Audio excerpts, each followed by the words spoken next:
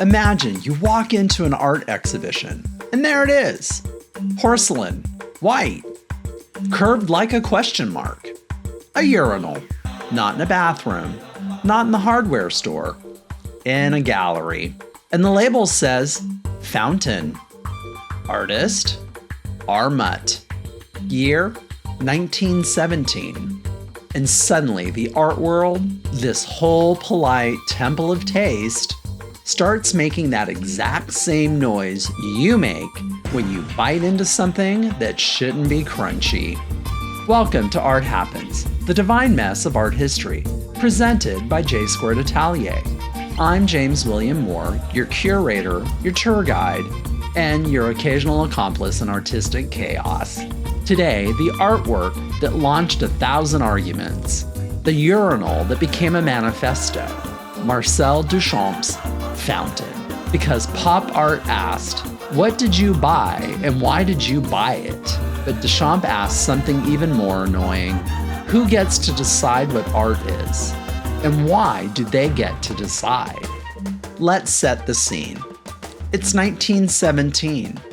The world is shaking. War, modernity, machines, speed, disillusionment. And artists? Well, artists are done pretending everything is stable. A group in New York forms the Society of Independent Artists. They promise it's revolutionary. No jury, no prizes. If you pay the fee, your art gets shown. No gatekeeping, no velvet rope tastemakers, just pure artistic democracy. Enter Marcel Duchamp, a French artist who's already bored of painting being pretty. He's tired of the idea that art has to be homemade, heroic, sacred, like an altar boy carrying a palette. So he submits a piece, a standard porcelain urinal turned on its back, signed R. Mutt, and titled Fountain. And the organizers, remember, the ones who promised no jury, look at it and go, oh, no, not that. Which is when you realize even the most open art world still has a bouncer. Now here's the part that people miss. Fountain wasn't just a prank. It was a trap. Duchamp didn't submit it to troll the art world the way we think of trolling now. He submitted it to expose something, that art is not only about the object, it's about the context, permission, and power. Because if the rules are anything can be art, then the real question is, why do some things get to enter the room and others get laughed back into the hallway? So what exactly is Duchamp doing? He's introducing the idea of the ready-made, an everyday manufactured object selected by the artist and presented as art. Not crafted, not painted, not mastered in the traditional sense. Chosen. And that one move, choosing, shifts the center of gravity. Because now the artwork isn't just the thing. The artwork is the decision, the framing, the question. And people hated it because it threatened the whole story we tell ourselves about art. That art is special because it takes rare skill. That art is valuable because it's scarce and difficult. That art is earned. A urinal doesn't feel earned.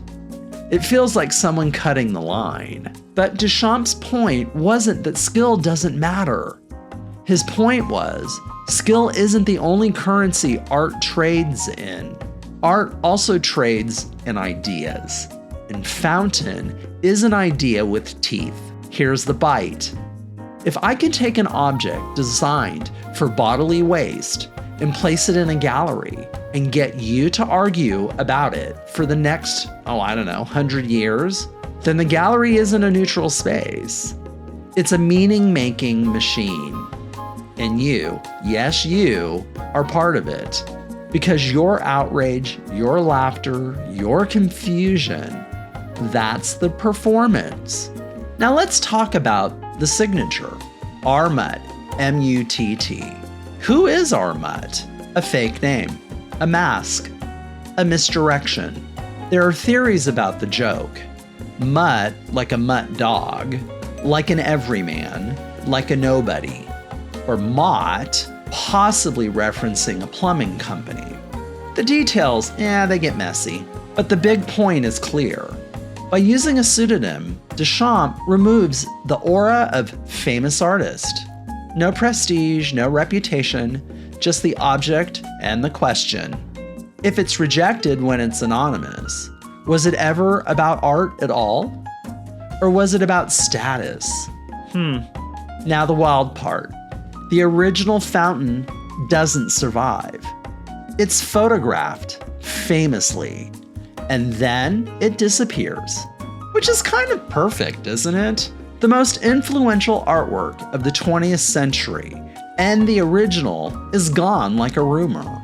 Later, replicas are made. Museums display them, and the question gets even sharper. If it's a ready-made, what makes it the artwork? The object? The idea? The signature? The story? And if the art is the concept, then the original becomes slippery. Welcome to modern art, where authenticity has anxiety. So here's the question people always ask at this point.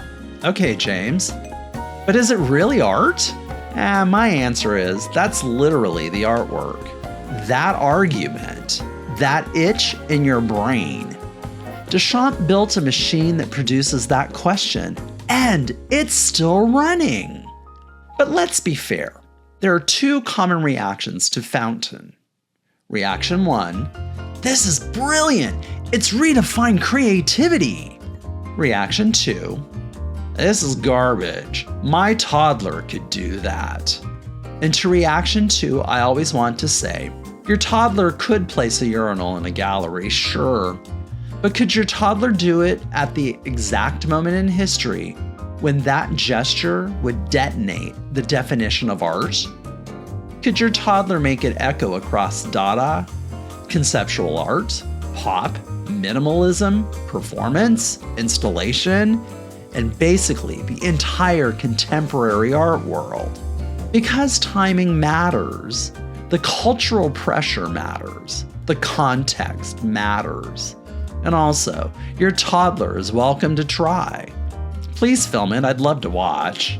Here's the deeper twist. Even if you hate Fountain, Duchamp still wins. Because he proved that art can be the thought of experiment. And thought experiments don't need to be pretty. They just need to be effective. Fountain doesn't decorate your life. It disrupts your assumptions, which makes it annoyingly successful. So what did Fountain actually change? It shifted art from how well is it made to what does it mean? It exposed the role of institutions, museums, galleries, juries, as part of the artwork's meaning. It opened the door for artists to work with language, systems, documentation, performance, and to treat the idea as the medium. And it set the stage for every moment you've ever walked into a gallery and thought, I don't get it. Because sometimes the getting it is not the point. Sometimes the point is, what is this doing to me? Why does this bother me? What rules did I inherit about value? And if you follow that thread long enough, you're not just asking about art anymore. You're talking about culture, class, taste, authority. You're talking about who gets to name reality. And maybe that's why Fountain endures. Because it's not about a urinal. It's about the moment you realize that the world is full of frames and whoever controls the frame controls the meaning. Okay, so here's your little challenge. Next time you see something mundane, a receipt, a shopping cart, a plastic fork from Taco Bell, a barcode, a sale sign screaming at you from a window, ask yourself, if this were placed in a museum, what would it say about us? And if that question makes you uncomfortable, congratulations! You're having the Duchamp experience.